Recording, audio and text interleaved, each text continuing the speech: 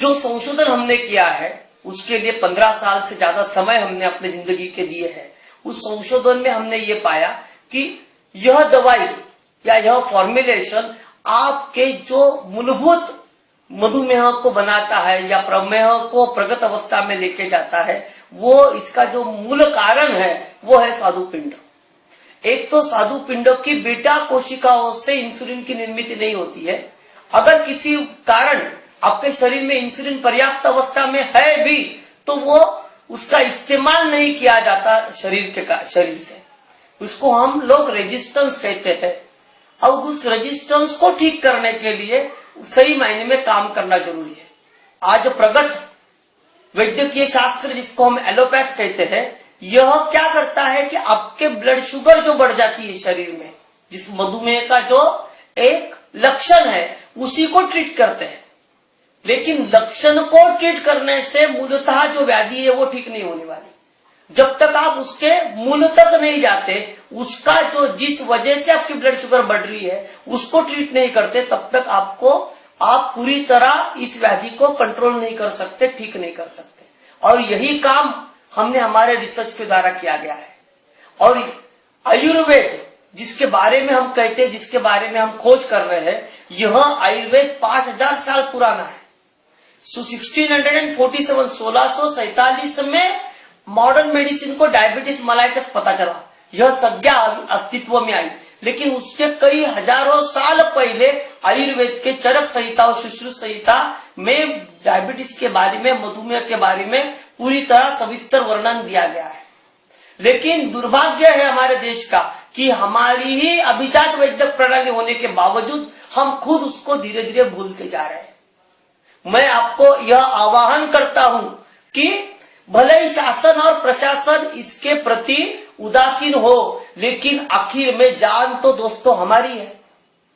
जिस तरीके से हमने भ्रष्टाचार के प्रति एक आंदोलन, जन आंदोलन खड़ा किया और सारी जनता जाग उठी, और उसी का यह प्रचिति है कि लोकसभा में वो लोकपाल बिल पास हो रहा है। इसी तरह आज हमें इस मधुमेह के मुहिम को और अभियान को सब मिलके एक कंधे में कंधा लगा के आगे आना चाहिए, शासन प्रशासन करे या ना करे।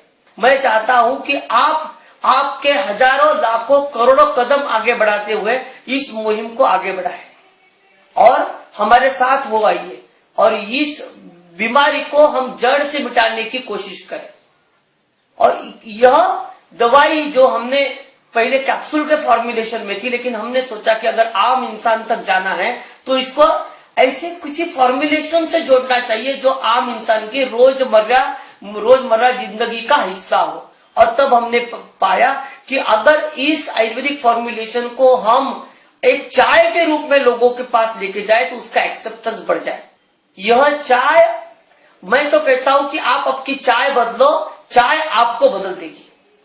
और सबसे बड़ी बात यह है कि यह चाय वो केवल मधुमेह को नहीं, तो आपका ब्लड प्रेशर, आपके हार्ट प्रॉब्लम, जॉइंट पेन, इन सारे, इसी के साथ सारी जटिल व्याधियों को, बीमारियों को ठीक करने में आपकी अहम मदद करता है।